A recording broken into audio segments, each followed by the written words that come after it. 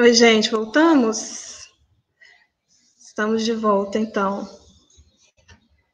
Bom, como a gente estava falando, a gente está começando aqui a live. O laboratório de emergência, segundo laboratório de emergência, é uma promoção da Silo, Arte e Latitude Rural, em parceria com o Instituto Procomum, também com vários outros parceiros.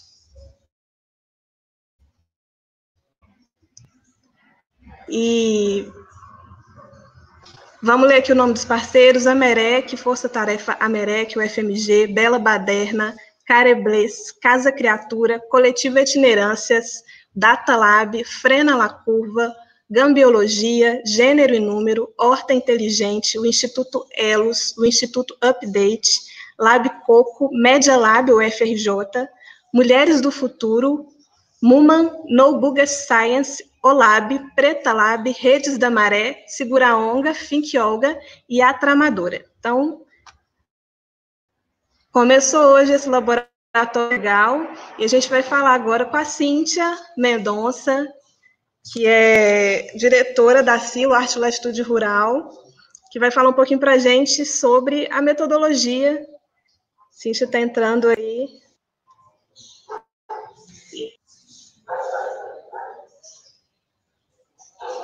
Olá, pessoal, tudo bem? Boa tarde. Olá. Cíntia, então, fala um pouquinho para a gente dessa metodologia do laboratório. Oi, o que é o laboratório de emergência?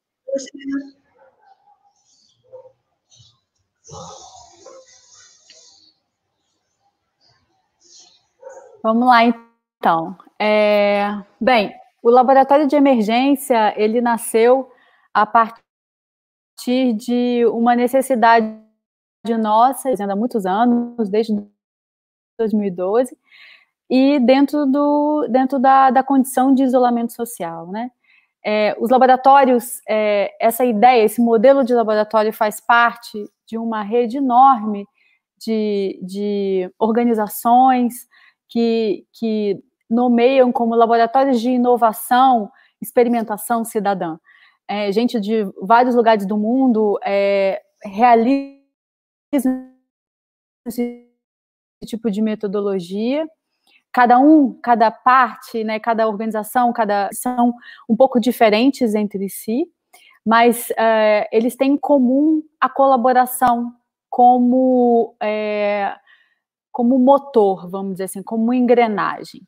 Então, quando começou a pandemia, a gente aqui da Silo se deparou com essa situação de não poder realizar as nossas atividades presenciais. E na Silo, o presencial é muito importante, né? Porque a gente é uma organização que está no meio rural, a gente trabalha dentro do contexto do rural, a partir da criação de pensamento, de conhecimento, tecnologia, arte, ciência, no meio rural, unindo as pessoas do campo com as pessoas da cidade. Tem essa narrativa, né, de valorizar o campo, de dizer para as pessoas que elas não precisam viajar tão longe para acessar o conhecimento, que é uma experiência imersiva com a gente na natureza, com outra temporalidade, com outros objetivos, né, diferentes da cidade. E diante disso, a gente se deparou com a impossibilidade de se encontrar. E então resolvemos fazer um laboratório, o mesmo modelo do laboratório convencional, virtualmente, e entender como isso ia se dar. A gente teve longas conversas, né, dentro dos nossos grupos de apoio e de intercâmbio, até tomar essa decisão. Então, foi muito importante para nós convidar parceiros para fazer isso com a gente. A gente entendia que, já que a gente ia fazer um laboratório virtual, o importante era ter um alcance maior, democratizar o laboratório totalmente. Porque antes as pessoas tinham que viajar até aqui, não, elas tinham que deixar família, deixar trabalho, universidade, e agora elas poderiam usar o tempo, né, de trabalho do laboratório dentro das suas próprias casas e tudo mais. Então, a gente cria essas parcerias com várias instituições. O Procomum é uma dessas instituições que estava lá no início com a gente, para a gente poder fazer uma divulgação super grande e criar aí um alcance maior para o laboratório. Então, na segunda edição, a gente conversa, eu e Gel, a gente decide fazer o laboratório juntas, para a gente poder conseguir captar algum apoio para investir um pouquinho também nos projetos, para eles poderem se desenvolver materialmente, e funciona mais ou menos da seguinte maneira: a gente faz uma seleção desses projetos, quando envolve seleção, quando não envolve seleção, a gente só faz uma triagem. Nesse caso, foram 16 projetos selecionados, de 98 inscritos, em 4 dias, né, de chamada aberta. Numa segunda chamada, após ter esses projetos selecionados, a gente convoca colaboradores que se encaixem no perfil que os projetos precisam para serem desenvolvidos, e a parte do laboratório foram 145 colaboradores. Então, a gente vai encaixando esses colaboradores dentro desses projetos, né, criando esses grupos virtuais para trabalho, e eles são mediados. Cada grupo desses tem uma mediadora, que é uma pessoa que conhece muito bem o funcionamento dos laboratórios e que tenta fazer ali um diálogo rápido e uma comunicação rápida do grupo com a gente, né? Para eles não ficarem a parte da comunicação e também ajudar a metodologia. E nesse segundo laboratório, a gente teve a oportunidade também de ter uma equipe técnica, a parte de tecnologia, sobretudo a parte de desenvolvimento, quando é necessário. A gente sabe que, por conta da pandemia, muitos dos projetos são projetos que estão escolhendo o virtual como uma saída, né, uma solução. Então, plataformas, aplicativos, websites. Então, a gente acaba tendo uma demanda grande de desenvolvedoras e desenvolvedores. Então, esse ano, nessa segunda edição, a gente conta também com essa equipe. Então, todos nós somos cerca de 200, eu já me perdi aqui um pouco na conta, acho que 245 pessoas envolvidas no laboratório, se não me engano. Depois alguém me corrija se não é isso. No primeiro foram 300 pessoas, porque eram 27 projetos, agora com 16 projetos a gente tem um pouco menos. Mas está sendo bem interessante. Legal, Cíntia, bacana.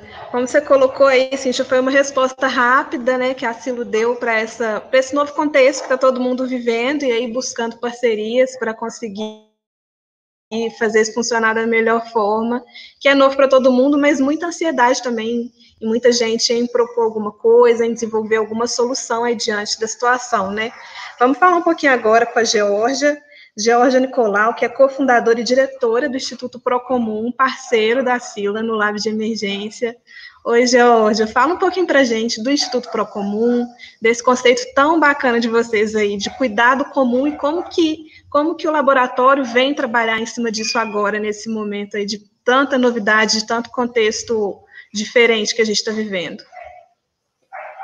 Oi, Marcela. Oi, todo mundo. Boa noite, quer dizer, boa tarde, né? Então, a gente tem a Silo aí como parceira de longa data, né, a Cíntia, e desde que a gente começou essa crise sanitária, né, o Procomum tem buscado se entender cada vez mais, né, na articulação em rede, que a gente percebeu que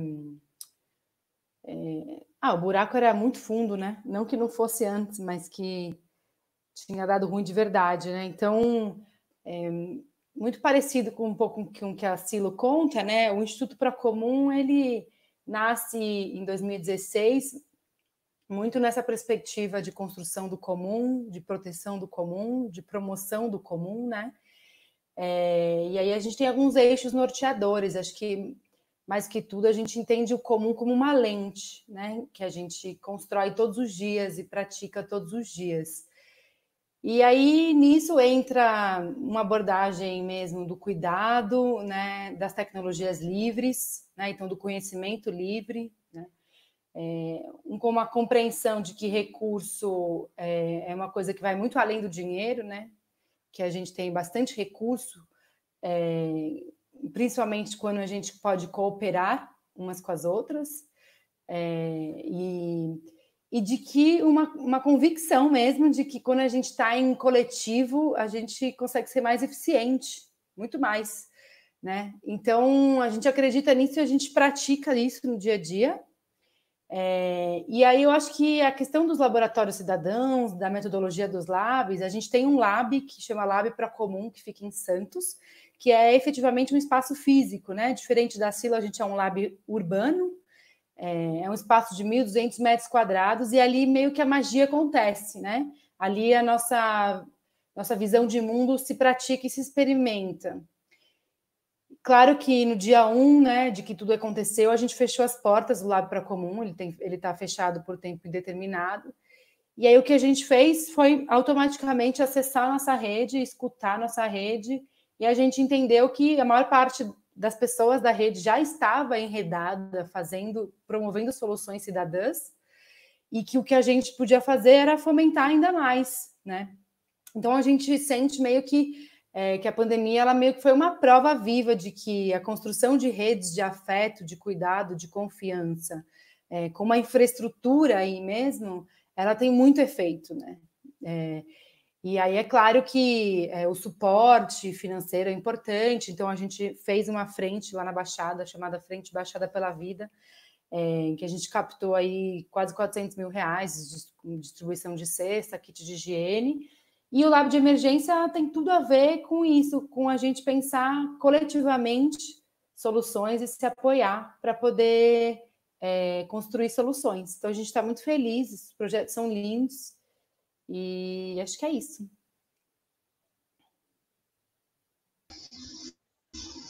Bacana, Georgia. Inclusive, são 98 projetos inscritos, 4 dias de edital aberto, 98 propostas inscritas, e selecionaram-se 16 projetos. A gente tem uma pergunta já aqui no chat, da Fernanda Cavalcante de Mello, e ela quer saber como é que vocês definiram essa quantidade de projetos por edição, como é que se chegou à decisão que seriam 16?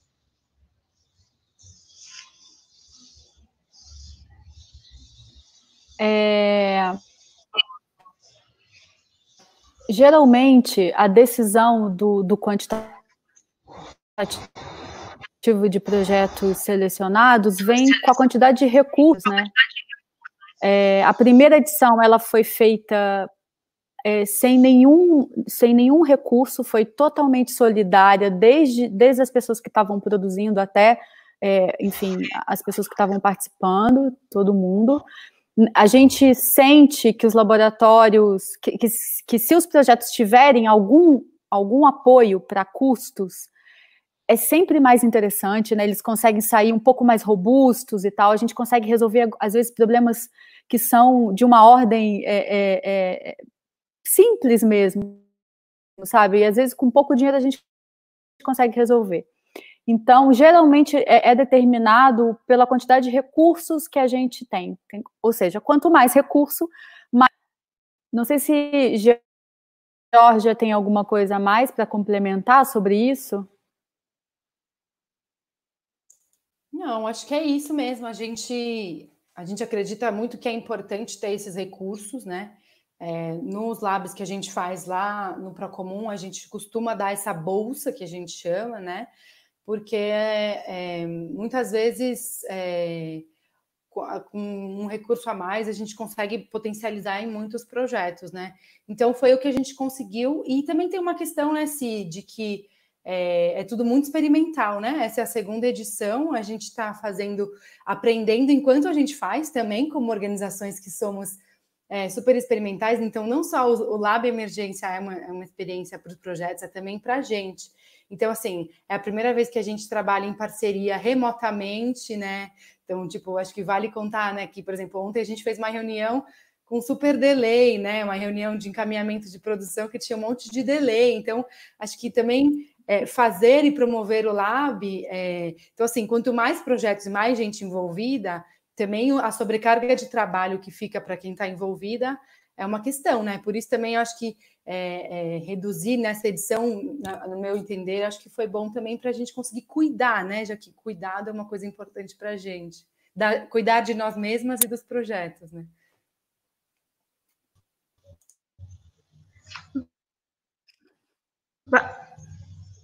Bacana, gente. Tem também que eu acho que é de que todos os projetos são replicáveis, né? Então, às vezes, um projeto não foi selecionado, mas tem algum ali da mesma área e alguma das tecnologias desenvolvidas ali, alguma das ideias pode ser replicada em outros lugares. E aproveitando, já fazendo a pergunta do Renato Frost, que ele quer saber, será, né, de que forma é feita essa documentação ao final do laboratório. E aí eu queria que vocês já falassem dessa proposta também muito presente na Silo, no Procomum, dessa documentação, de ter essa tecnologia, conhecimento sempre aberto, qual que é a importância que vocês veem disso, principalmente aí nesses tempos atuais. Joia, ótima pergunta. Obrigada, Renato. Então, a documentação ela é extremamente importante, por dois motivos. Primeiro, porque a gente quer criar a memória desses laboratórios. A gente quer contar essa história. Contar a história do nosso contexto social, político, né? O que elas estavam fazendo, como. Isso é bastante importante.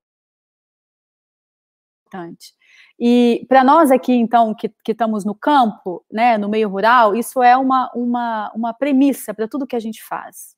Contar as histórias, narrar, é muito importante. Então, para o laboratório de emergência não vai ser diferente. A segunda coisa é que, ao documentar, ao estruturar, né, os processos, a gente dá a possibilidade para que outras pessoas possam vir a conhecer o que se está sendo feito e replicar isso em outro contexto, em outras comunidades. O laboratório ele tem um caráter de replicabilidade, a gente escolhe projetos, a gente acolhe projetos que têm esse potencial, isso é muito importante para essa metodologia, e, bem, a gente acredita no uso das licenças livres, né,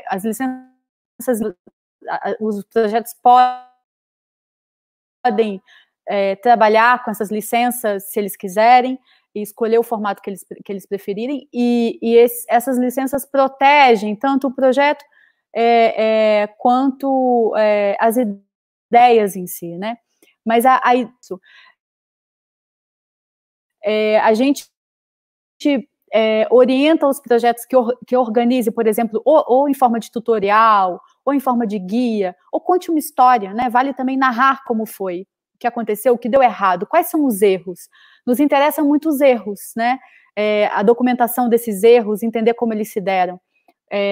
E a partir daí, a gente dá a outras comunidades a possibilidade de replicar isso em seus contextos, fazer as devidas adaptações, e a gente vai...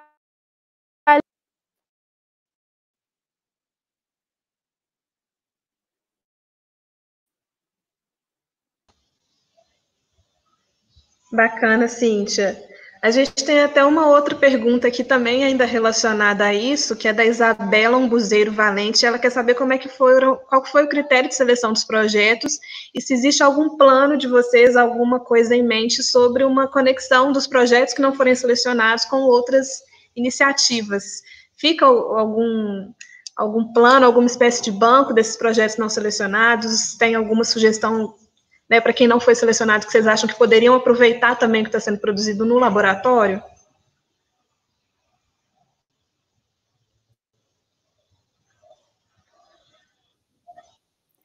Bem, os critérios, além dos critérios básicos, né, que toda a convocatória traz consigo, que é adequação à chamada, né, a gente faz uma chamada que estava buscando projetos que que trouxessem reflexões ou soluções para os efeitos, né, da crise que a gente está vivendo com a Covid-19. Então, isso era uma condição. A outra era se adequar financeiramente, né, ao que a gente imaginava como de apoio para os projetos. Uma outra coisa é entender se o projeto ele tem abertura para colaboração, né? Os projetos que são muito fechados e que não tem espaço para opinião, ou seja, para mudança, geralmente não se adequam a um laboratório como esse. Eu sempre digo isso, assim, não é Eu defendo muito essa metodologia, inclusive eu tenho um carinho, uma paixão de verdade por isso, porque eu também tive projetos desenvolvidos, já fui colaboradora, já fui proponente, mentora, já trabalhei em todas as frentes. Então eu defendo muito esse laboratório, mas uma coisa eu tenho certeza, não é qualquer projeto que se encaixa aqui, né, nesse modelo. Eu acho que uma das coisas principais é ter uma abertura. Por exemplo, quando tem uma pessoa e não entendo nada de programação, né? Quem sabe não é um ótimo momento para eu me encontrar com programadores e desenvolver a partir daí a ideia que eu tive. E aí estabeleço uma troca de informação, de conhecimento e tudo mais. Então, isso é um critério também para o laboratório. Além disso, a criatividade, a inovação, a pertinência dos projetos, enfim, o que mais? Eu acho que é por aí. Se eu esqueci de alguma coisa, por favor, alguém me lembre. Não, acho que é isso mesmo, né, Si? Acho que também a gente tinha aí alguns temas, né, que a gente levou em consideração nessa edição. Sim. A gente também se preocupa ou se ocupa bastante em olhar a diversidade de gênero, raça e territorial das pessoas envolvidas, por uma questão de que a gente acredita que existe uma desigualdade colocada, né? Então a gente gosta de ver no laboratório representado em um mundo que a gente acredita, né? E que na verdade é um mundo que nos interessa, digamos assim, que é de corpos e origens diversas, né? Então isso também é uma questão. A Isabela também perguntou sobre um plano para reconhecer e possibilitar conexões, né? Ótima pergunta, aliás, Isabela, obrigada. Obrigada a todo mundo que está aí. Eu vi que está a Lari, mentora, que é do Instituto Update, enfim, várias pessoas bacanas, então obrigada, gente. A gente tem um plano muito antigo de ter um banco de dados, porque, enfim, a gente acaba conhecendo muita gente a partir das chamadas públicas que a gente faz, né? No Procomum, não só o Lab de Emergência, a gente sempre trabalha com chamada pública, e a Silo também. Confesso para você que isso é um projeto à parte, porque envolve bastante investimento de recursos e recursos bem amplamente, né? E também tem uma questão do uso dos dados, etc. Mas o que acontece muito, Isabela, é essa coisa da mediação que a gente tem muito nas equipes, né? Então, sabe, as conexões, os projetos que a gente conhece, a gente acaba conectando com outras redes. Então, a gente acaba fazendo isso meio que organicamente, porque é assim que as organizações meio que funcionam. Mas a gente não tem um plano ou um outro projeto, seria um novo projeto, né, da gente conseguir construir um banco de dados e colocar as pessoas para conversar. Mas eu acho que os projetos e o próprio Lab é um bom momento também de se conhecer, enfim, e os próprios espaços. Então, a gente está sempre abrindo novas chamadas e sempre tem gente que às vezes não veio no primeiro, vem no segundo. E aí eu não sei se eu posso ler a próxima pergunta ou se a Marcela vai voltar. Não vai voltar. Oi, George, vamos para a próxima. Daqui a pouquinho eu vou só já emendar aqui para já falar de um outro ponto que eu queria te perguntar, que é sobre essa escolha de fazer a chamada em 2 etapas, né? Primeiro, quem propõe o projeto, depois uma equipe multidisciplinar aí para compor. Qual que é a importância dessa escolha de vocês, de fazer dessa forma? O que vocês acham que agrega ter essa segunda chamada para colaboradores, depois enfim, vir um projeto fechado assim logo de cara? Por que vocês escolheram assim?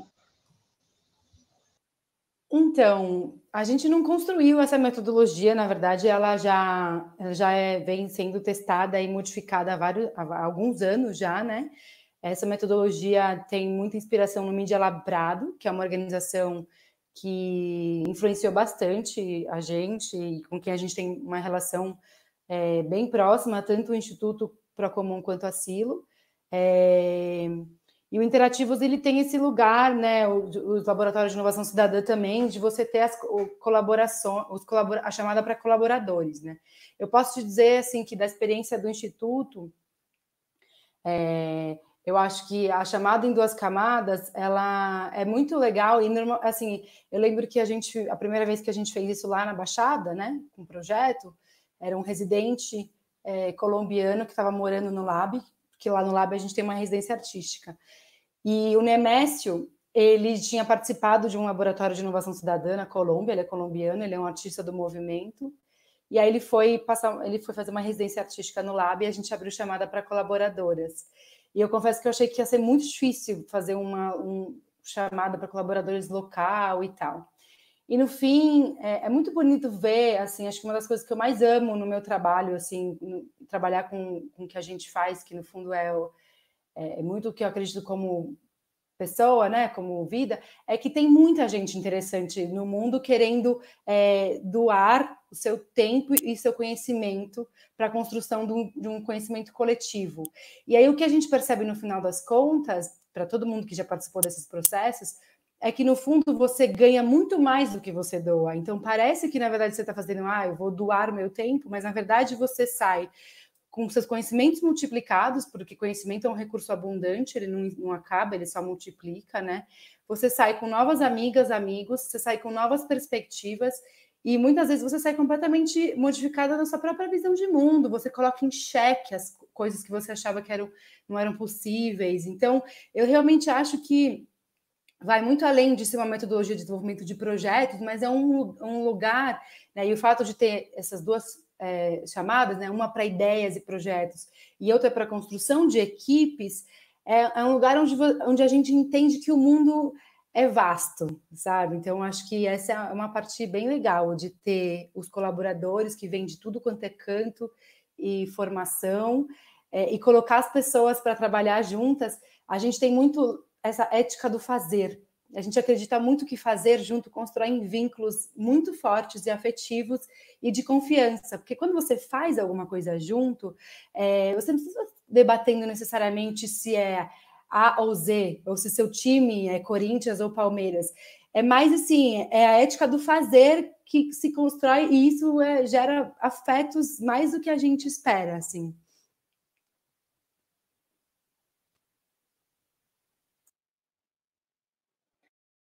Super de acordo, Gel. E complementando isso, eu costumo fazer uma brincadeira que é a seguinte: assim, a gente tem muitos modelos, né, de aceleradoras de projetos, e a gente tem o modelo de startups e tudo mais, incubadoras que trabalham muito centrado nessa coisa da estruturação, na maturação das ideias e dos projetos, dentro da ideia de empreendedorismo e tal. Não que o laboratório não esteja dialogando com isso, ele está, mas a gente tem a impressão, quando está dentro, é que no laboratório o protagonismo é da colaboração, né? Os projetos são a melhor desculpa possível para colocar todo mundo junto, para pensar, trocar, poder olhar o mundo de maneira diferente, né? E então, geralmente é assim, a gente entende a colaboração como uma engrenagem, uma moeda mesmo, é um ativo desse laboratório, né? Com certeza é um ativo mesmo. Vou aproveitar para já trazer a pergunta aqui do Marcos Vinícius, que está pedindo dicas para quem está participando sobre a execução dos projetos baseado nas últimas experiências. E aí, aproveitando que a Cíntia está falando disso como uma potência, eu vou dar um testemunho também. Eu participei de um lab da Silo no ano passado, em 2019, esse presencial, antes da pandemia, que foi super legal, super rico, e a metodologia vai mostrando mesmo para a gente como que essa construção, como a Georgia colocou, como a Cíntia está colocando, essa construção coletiva de uma ideia, de uma coisa que às vezes nem é tanto o que você trabalha, né? Você sai um pouquinho da sua zona de conforto, como que isso agrega. Então, Cíntia, me ajuda a responder aí para o Marcos Vinícius algumas dicas para quem está participando da execução dos projetos, o que você acha importante. Eu também participei do último laboratório online, com um projeto de roteiro, de histórias em quadrinhos, foi super legal, e a minha dica é manter conversa mesmo, conversar sobre coisas fora da sua zona de conforto, porque quem está ali vai te trazer coisa nova.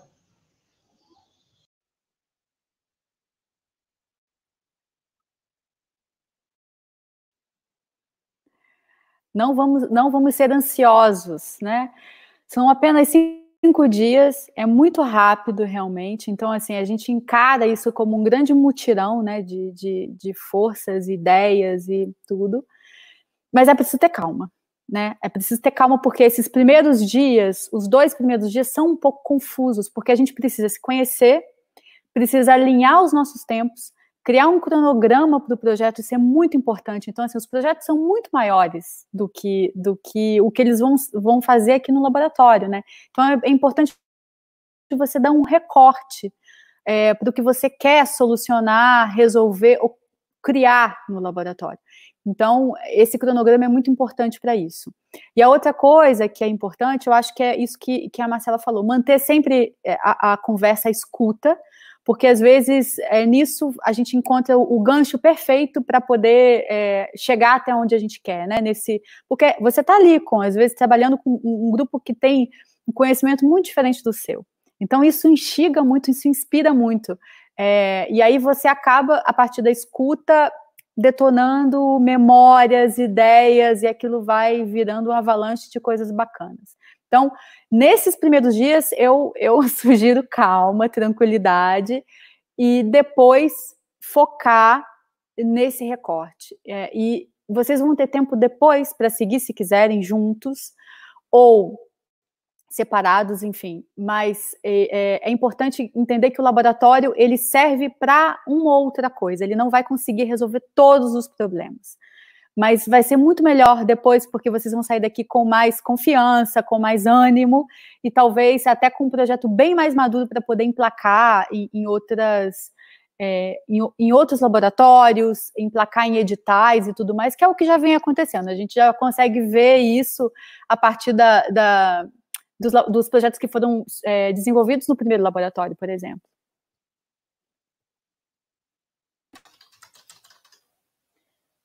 Oi. Não, acho que a Cíntia falou super bem. Eu só ia complementar com uma coisa que quem ouviu a nossa resposta anterior, né, falando da colaboração, acho que a gente não pode esquecer que nada vem sem conflito, né, gente? Então, acho que uma coisa que o Instituto e o Lab e o dia a dia ensinam muito é que o conflito faz parte, né, das relações, e aí essa coisa de você estar com as pessoas, que ainda mais online, né, acho que trabalhar bastante na paciência, na comunicação, né, então, assim, nem sempre o que a pessoa falou é o que ela quis dizer, então fazer checagem de escuta, né, essa coisa que a gente fala muito da escuta, até na semana passada a gente fez uma conversa com o Antônio Lafuente, que é um pesquisador da ciência, ele falou muito que ele acha que os laboratórios são dispositivos de escuta, né? Mas a verdade é que a escuta ela exige prática, né? E assim, a mediação virtual nem sempre a gente está com pressa. Então, acho que uma outra dica que eu daria é dar aquela respirada, né? Fazer checagem de escuta, ver se é isso mesmo, e ter paciência, porque as pessoas são diferentes, se expressam de maneiras diferentes, e muitas vezes é do conflito de ideias que saem as soluções, né? Então, o conflito ele não é uma coisa ruim que a gente deve evitar, mas e conflito é muito diferente de briga, né? Então, só porque acho que às vezes a gente fala que é evitar o conflito. Não, assim, eu expressar a minha forma de ver o mundo de maneira respeitosa, mas poder acolher o outro, né? Então, acho que é isso. Acho que lembrar, uma coisa que a gente faz muito, que eu acho que funciona, é lembrar sempre da premissa. Por que estamos aqui juntas hoje, né? Tem algo maior que nos une. A gente quer desenvolver uma solução conjunta para determinado problema, e a gente tem pouco tempo juntos, então como é que a gente não dá de barato e usa esse tempo de maneira preciosa e que nos faça bem, né? Então, de uma maneira que a gente lembre o porquê que a gente está junto, o que a gente quer alcançar em conjunto. E aí, claro, algumas diferenças não são resolvíveis, mas elas não são necessariamente resolvíveis para que o projeto ande, né? Bacana, Georgia. Tem uma pergunta aqui da Esther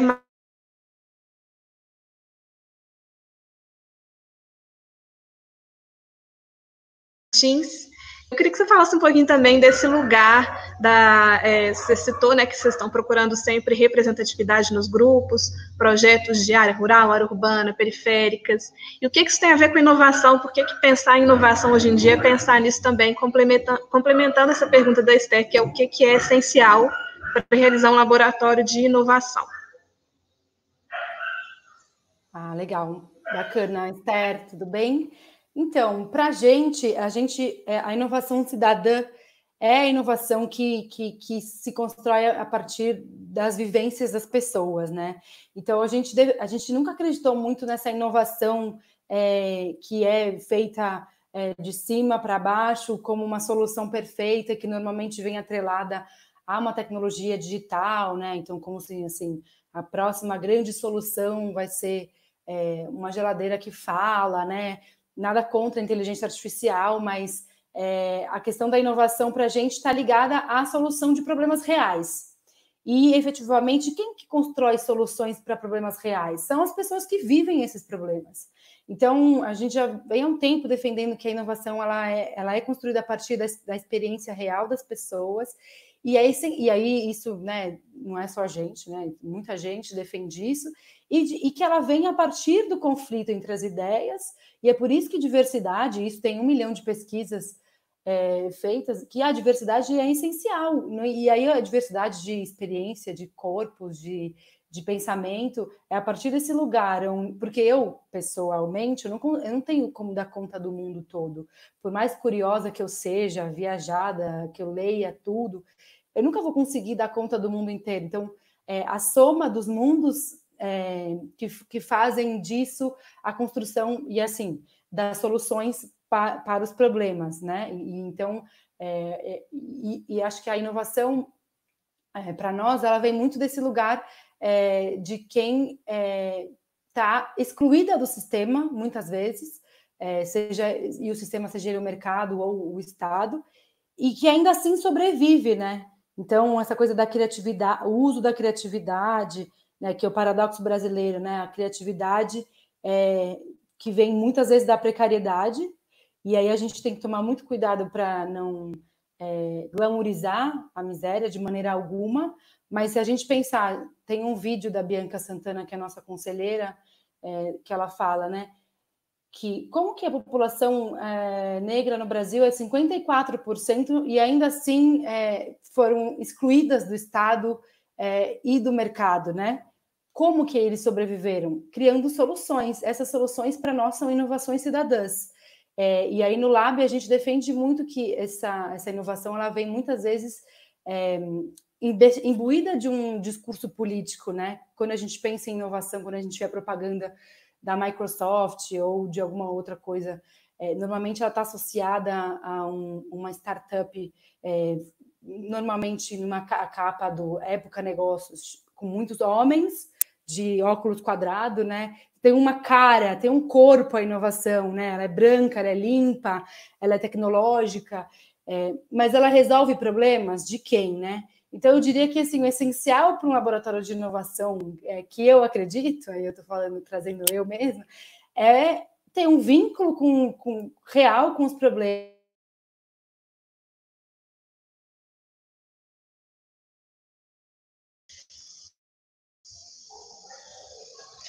Cíntia, acho que a Gel caiu ali, talvez. Você quer falar um pouquinho disso também? Ela estava falando muito aí sobre essa diversidade. Queria que a Cíntia falasse também um pouquinho de uma pegada bem importante da Silo, que é romper essa barreira entre arte e ciência. Isso também vem desse pensamento de tentar construir caminhos.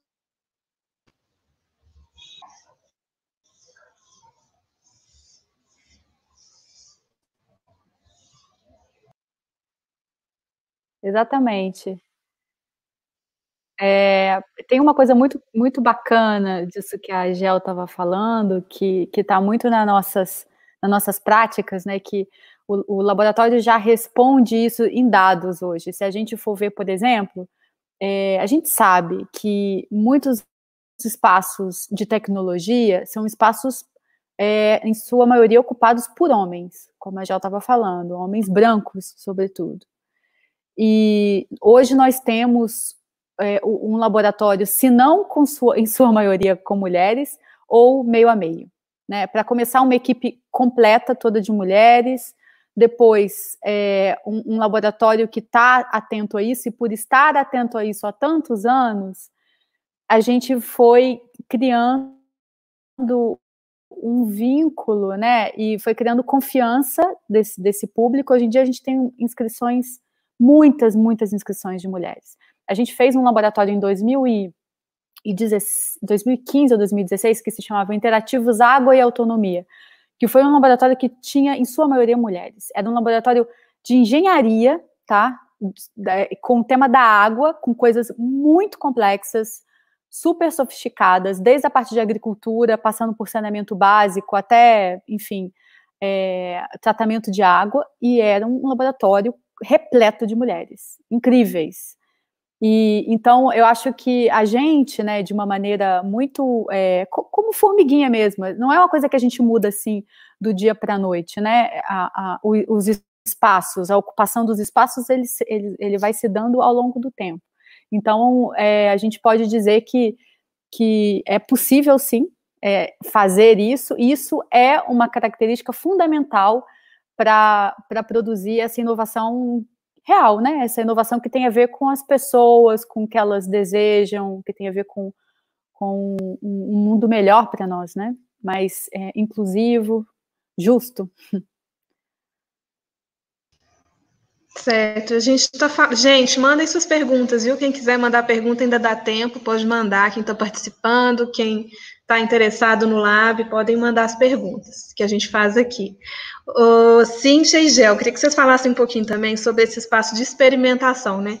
Às vezes, essa metodologia é muito questionada, que a Georgia até colocou mais cedo numa conversa nossa, né? Sobre como que às vezes as pessoas duvidam que uma metodologia mais aberta, mais experimental pode funcionar.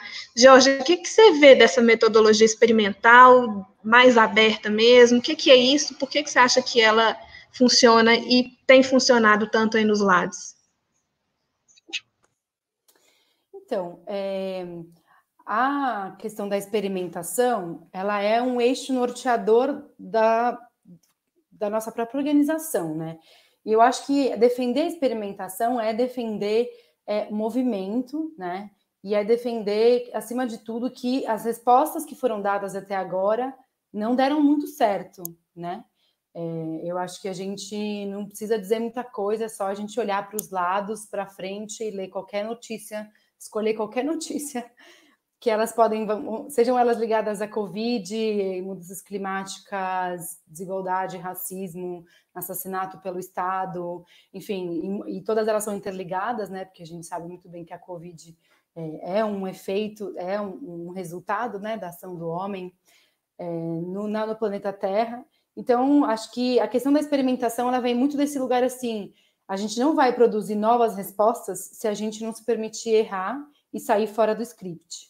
Então, a experimentação, ela é um eixo essencial, assim, e eu acho que muitas vezes existe um pouco uma confusão entre o experimentalismo não ser uma coisa séria, né? Séria. E aí tem muitos filósofos da ciência aí para dizer, inclusive o Antônio Lafuente, que é um filósofo da ciência que eu respeito muito, que falam que, assim, a experimentação, a pergunta, ela é a essência da ciência. É a partir de uma boa pergunta, é a partir de uma boa experiência que a gente vai produzir soluções. É assim que alguém chegou no computador ou no StreamYard, etc., né? Ou StreamYard é essa plataforma que a gente está usando, que alguém perguntou ali que plataforma é essa. É a partir de perguntas. Então, acho que esse caráter da experimentação, ela é essencial, assim, para a gente mudar o mundo mesmo, né? Acho que é meio por aí, assim, para a gente conseguir testar nossas ideias no mundo, né?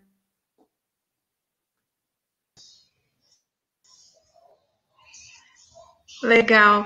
Gel, você falou aí também sobre essa questão do que não estava funcionando, né? E todos os projetos que estão sendo desenvolvidos, eles têm muito essa pegada, né? Que o normal tinha muitos problemas, era muito problemático, então são propostas também de um novo normal, de outras ideias. Isso é bem forte também, né? Cíntia, você quer falar um pouquinho para a gente sobre essas novas... Não me ouviu? Claro. Eu estava pegando carona aí no que a Gel falou sobre os problemas do antigo normal, né? Que existe uma certa ansiedade em voltar ao normal, claro, diante da situação, mas a gente está falando também em construir propostas diferentes do que a gente tinha antes, né? Porque as respostas que a gente teve até hoje são muito falhas. É uma característica do Lab também? É um foco de vocês? Sim, com certeza, né? Um lab que reúne tanta gente que está pensando o presente e projetando o futuro, com certeza. Eu acho que a gente vai achar aqui, dentro das conversas, dentro do que está sendo produzido, muitas respostas aí para esse outro lugar, né? Que não é o lugar da normalidade. Mas vale lembrar também que eu acho que esse outro lugar para o qual a gente está caminhando pode ser que seja a realidade de muitos já, mas que a gente às vezes não considera, né? Então, talvez seja uma mistura um pouco de um mundo que está aí, que já existe, com algumas características novas que são mais universais, vamos dizer assim, né? Que alcança todos os segmentos. Dentro do pensamento da mudança climática, tem muito essa ideia de que, na verdade, o que vai acontecer com todo o planeta é que a gente vai voltar a viver como os índios vivem, como as comunidades quilombola vivem, como os agricultores vivem, que é com uma conexão bastante intensa com a ideia de sobrevivência e de subsistência, né? Então, eu acho que a gente está pensando muito sobre isso, sobre subsistência e sobre sobrevivência agora, e talvez, eu acredito, pessoalmente, que essas duas palavras aí nos dão muitas dicas, né, do que nos espera pela frente. E eu queria ir terminando para complementar uma pergunta que você me fez, eu acabei não respondendo, sobre a coisa da ciência e da arte, né, que eu acho que todas essas separações, essas caixinhas nas quais foram organizadas os pensamentos e tudo mais, do nosso contexto atual, não ajuda muito. Eu acho que, na verdade, já nos atrapalhou bastante. Então, os laboratórios, eles te permitem você sair desses espaços. Então, cada grupo desse é um grupo radicalmente multidisciplinar, onde você tem que, quando você está dentro, não é um espaço de conforto para ninguém, né? E todo mundo vai estabelecer essa escuta aí, que é importante, para poder saber se comunicar. Então, são espaços muito saudáveis, porque põe a gente em estado de atenção e tudo mais. E é por isso que a gente gosta tanto dessa coisa de misturar. Então, por exemplo, ciência e arte é uma das nossas frentes que a gente mais gosta de fazer, promover essa junção entre cientistas e artistas, botar esse pessoal para pensar junto, e eles descobrem que, na verdade, eles têm muitas coisas em comum, né? Os processos artísticos e os processos científicos são cheios de experimentação, são cheios de surpresa, cheios de apostas, altas apostas, né? São cheios de erros, e esses erros, às vezes, se transformam em descobertas, né? Se transformam em matéria-prima para uma obra, para a descoberta de alguma solução científica, né, para algum das nossas mazelas, assim. Então, a gente gosta muito de pensar esse multiculturalismo, esse universo, né, esses vários universos que possam dialogar e se cruzar dentro desses laboratórios, dentro de cada grupinho desses aí do WhatsApp ou do Telegram. Beleza, bacana, Cíntia. A gente vai encerrando, então. Vou chamar a Geórgia para se despedir, então. Geórgia, muito trabalho pela frente nessa semana, então, né? Com certeza, Marcela, mas eu acho que, para nós, o que fica mais o peito cheio de alegria é que uma chamada dessa tão curta e com tantas pessoas respondendo, acho que mostra que a gente não está sozinha. Estamos muito longe de estar sozinha, na verdade, né? E acho que os labs também são grandes dispositivos de aproximar pessoas que nunca se conheceriam de outra forma. E isso vai expandindo o nosso mundo, né? Vai expandindo nossa esperança. Então, acho que essa semana é uma semana de esperança. Desejo sorte para todo mundo e dizer que a gente está aqui, estamos juntas aí. Obrigada. Bacana. Bom, obrigada, Georgia, obrigada, Cíntia, obrigada ao Breno também, e a todo mundo que acompanhou. Obrigada ao Vitor também, que está gerenciando a live aqui para a gente. Lembrando que a gente tem live à feira, cada dia sobre um tema, a partir de amanhã a gente vai falar de educação, o desenvolvimento do laboratório também até o dia 19, depois a gente vai ter tudo documentado, e a documentação do primeiro laboratório também já está disponível para quem quiser dar uma olhada, acompanhar. Obrigada a todo mundo que acompanhou, estaremos aqui amanhã e esperamos vocês novamente. É isso, gente. Tchau, tchau. Obrigada. Cíntia, você quer voltar? Tchau. Acho que a Cíntia já despediu, então. Então é isso, gente. Obrigada mesmo. E a gente espera vocês amanhã para mais conversa, viu? Até logo.